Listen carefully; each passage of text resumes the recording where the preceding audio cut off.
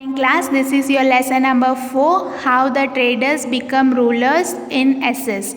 And in this lesson, we are going to see how the people came to India as for a business purpose, and they at the end became the rulers of India. So Wellesley's policy of expansion. Wellesley came to India as a governor general. When he came to India, there was a cutthroat competition existing between England and France, and he has to check that France does not become the powerful in India. So what did he plan? He planned to expand the British rule in India. So Wellesley introduced a new plan which was known as subsidiary alliances, which means that any state that accepts this alliance, this friendship with British rule, then they have to maintain the British army as well as keep a British representative in the royal court. Means they have to take the British opinion before taking any decision, and they have to also maintain British army. So what were their basic plan? That without spending any money, they wanted to maintain their army, and these princely states were not allowed to utilize the army at their own will. Means these states that accepts the alliances cannot maintain their own army. They have to just maintain this British army. This system, which made many feel secure in the beginning, made them feel enslaved and threatened. Means at the beginning, these princely states were feeling secure that they were having support from British rule, but towards the end they felt like they were threatened and they were feeling as a slave. These subsidiary alliances acted like a slow poison for the princely states of India.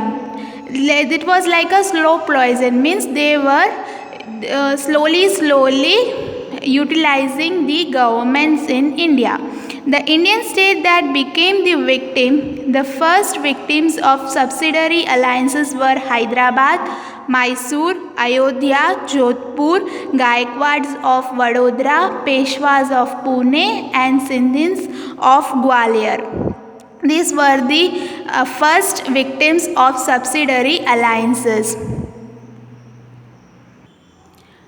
Okay. And Nizam of Hyderabad were also the first among those who became the first victims of Wellesley's subsidiary alliances. Then it was Mysore and Ayodhya. So the first one to become victim was Nizam of Hyderabad. Then this list continued with Mysore and Ayodhya. Tanjore and Karnataka met with the same fate. Means that Tanjore and Karnataka both became subsidiary alliance with British. The British made the Marathas fight amongst themselves and subsequently made them accept the subsidiary alliance. What these Britishers used to do was that they divide and rule. Means they make two persons against each other and take benefit from their fights. So what they did, they made Marathas fight amongst themselves only and subsequently made them accept the subsidiary alliance. Owing to the losses incurred by Nizam in his fight with Marathas, he was the first to accept this alliance. We saw that Nizam of Hyderabad was the first persons to accept the Wellesley subsidiary alliance. Tipu Sultan of Mysore refused to accept this alliance, but after the British victory in the 4th Anglo-Mysore War, Mysore was forced to become a subsidiary state. Maratha chiefs fought amongst themselves, and after the death of Nana Furnawaz, one by one all the Maratha state became the victim of divide and rule policy of the British. This is one of the famous policy that Britishers used to gain the power in India. The other states, namely Ayodhya, Gorakhpur, Tanjore, Karnataka, Farrukhabad, also suffered the same fate. Means they all were under Britishers' rule through subsidiary alliance. In this way, within a span of 5 years, Wellesley expanded the company rule and made the British the supreme power in India. So only 7 years was required by Wellesley to expand the company rule throughout the India, and he made British the supreme power in India within just 7 years. Now we will see about expansion of the British rule in India. Actually, the expansion was done by the Wellesley subsidiary alliances already. So after the finalizing the subsidiary alliances treaties with Mysore, Nizam of Hyderabad and Maratha chieftains, the British moved towards northern part of India. Once covering this part of India, they moved towards the northern part. They entered into the Treaty of Friendship with Nepal, sensing a threat from it. Actually, they were having a problem with Nepal, so they entered the Treaty of Friendship. They fought many battles to secure the fortress. Friendly relation with the Sikh king Maharaja Ranjit Singh helped them to win the battle with the Afghan and establish their rule in south. So this Sikh king helped them to build their rule in Sindh. The British had an ambition to capture the Sikh kingdom, which was a very powerful kingdom, but they could not do so as long as Maharaja Ranjit Singh was alive. So actually they wanted to conquer this Sindh kingdom, but they could not do because Maharaja Ranjit Singh was very powerful and he fought many fights against this Britisher but never gave up. So they kept a friendly relation with Maharaja Ranjit Singh. As they could not make Maharaja Ranjit Singh their slaves or make alliance with him, so they made a friendly relation with him. Ranjit Singh was a strong ruler of that time who followed Sikh kingdom. He had set up a strong army with the help of European officers for the protection of his state. So he had a strong army which was set up with the help of European officers. He had attained victories over many nearby states, and he has also won many nearby states that was nearer to Sikh kingdom. After his death, Punjab suffered anarchy, and Governor General Sir Henry Hanrage came to India and brought the Sikh rule completely under the British rule with the policy of interference and annexation. Annexation means that when you have to conquer some place by force, like if the king dies, then that kingdom would be treated under British rule without, and if the king dies and doesn't have any son, then the kingdom would be treated under British rule. So in that way he completely brought the Sikh rule under British rule.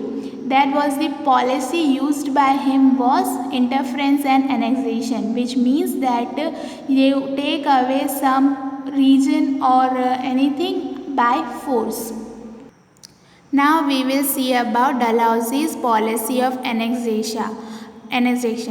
Actually, we have seen about Wellesley's policy. Now we will see about this. The aim of Wellesley's policy of expansion was to enslave the native kingdoms without using much of the British resource. So what this Wellesley's policy's aim was, that they wanted to enslave the native kingdom without using much of their army and resources, and that was happening very well, right? As you can say that all these places who used the subsidiary alliances were under British rule and they were feeling secured. But indirectly they were becoming slave of British government. The state that accepted the subsidiary alliances considered the British as their friends.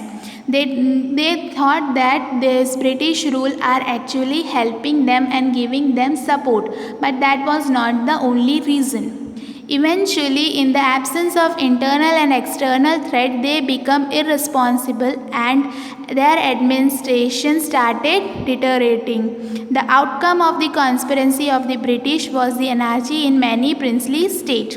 So what was happening, that the absence of internal and external threats all were becoming irresponsible and their administrations were also failing.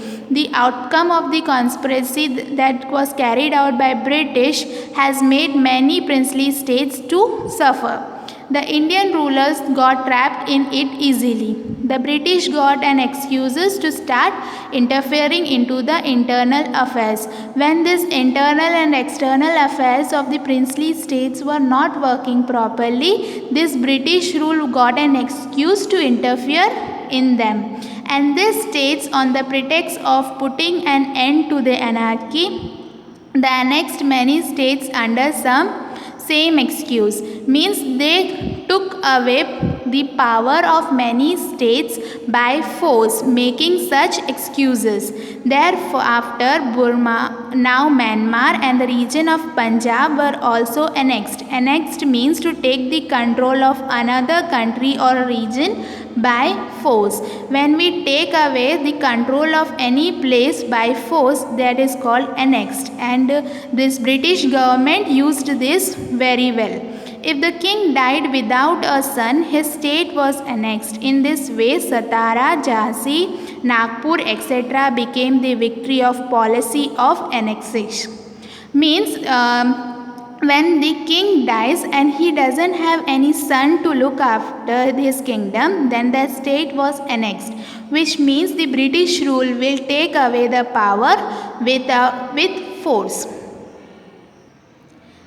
Dalhousie aimed to help the British traders to make huge profit from the trade of tea, coffee and cotton by capturing the areas that produce these commodities on a large scale. So what this Dalhousie's main aim was to help the British traders, to help the British businessmen to make huge profit, because they were having a huge demand of tea, coffee and cotton. So that he has to capture the areas that produces these commodities on large scale.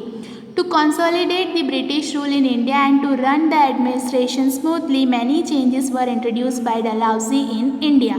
So to make the British rule in India more powerful and to run their administration smoothly, they had this Dalhousie made many changes in India.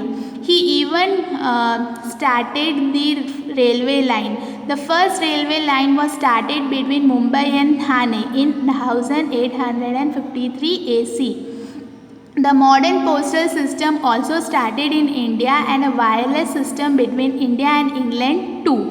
This was all introduced during this tenure when Dalhousie was there in India. He passed the laws to ban child marriage. He has done some few good things also, like ban child marriages, and he advocated widow remarriages also, which was not considered in Indian culture. English education spread in India during this time. This was a period where English education also came to India. The first 3 universities that was established in India were in Mumbai, Chennai and Kolkata in the year of 1857 EC. Thus, the reforms were basically for the expansion of British rule. These all things they were doing just to expand the British rule in India and also to ease their administration and that indirectly to benefit their trades in India. Although Indians benefited later on, they had to suffer a lot with the introduction of British reforms. Even though India was benefited later, but they had to suffer a bit when the British reforms were introduced. Dissatisfaction of people. We have seen 2 policies that were started from British side. Now how people were dissatisfied from them, we will see it. So the policy of subsidiary alliance and Dalhousie's policy of annexation shocked the whole nation terribly, because this was something that was new.